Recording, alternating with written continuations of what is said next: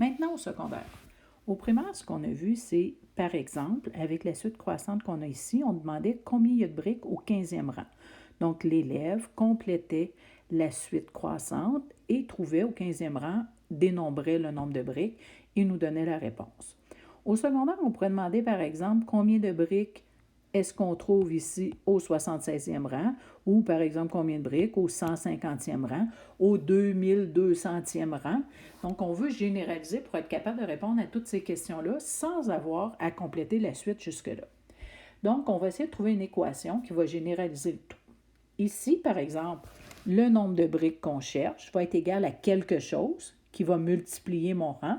Il y a une multiplication ici parce qu'on a une suite croissante et plus quelque chose. Donc, comment est-ce qu'on va faire pour trouver l'équation? Premièrement, je vais regarder ici mes briques mauves. Donc, je vois que mes 3 briques mauves sont là tout le temps. C'est ce qu'on appelle une constante. Je vois également que j'ai des groupes de briques, c'est des groupes de 2. Et mon groupe de 2, c'est ce qui est croissant, c'est ce qui augmente. On augmente un groupe de 2 à chaque rang. Ça veut dire que ici, quand je parle de rang, pour bien expliquer, au rang 0, j'ai 3 briques. Au rang 1, j'ai 5 briques. Au deuxième rang, ici, j'ai 7 briques. Et au troisième rang, j'ai 9 briques. Et ma question, c'est combien je vais en avoir au 76e rang ou au 150e rang. Donc, si je retourne à mon équation, mon nombre de briques ici, je disais que mes 3 briques mauves étaient toujours là. C'était une constante. Donc, j'ai mon 3 ici. Et mon groupe de 2 briques, ce qui est en vert, augmente tout le temps. Fait que c'est des groupes de 2. Donc, 2 fois mon rang plus 3, ça va être mon équation générale.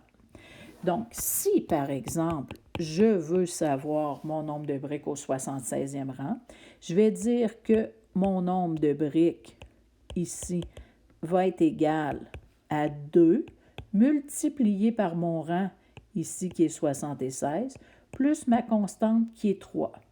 Donc, je vais me retrouver ici avec un nombre de briques qui va être égal ici à 2 fois 76 plus 3, qui me donne 155 briques.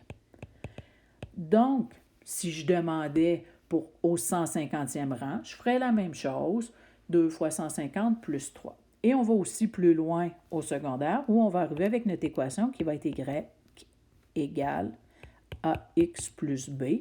Et ici, Y, c'est mon nombre de briques dans cet exemple-là, qui va être égal à ce qui est croissant. Ici, c'est mes groupes de 2, qui va multiplier mon X ici qui représente mon rang, plus ma constante ici qui était mes briques mauves, qui était 3. Donc, mon nombre de briques va toujours être 2 fois mon rang, plus 3 dans des situations comme ça. Et quand j'arrive avec une équation comme ça qui fonctionne, peu importe le rang qu'on demande, c'est ce qu'on appelle une généralisation.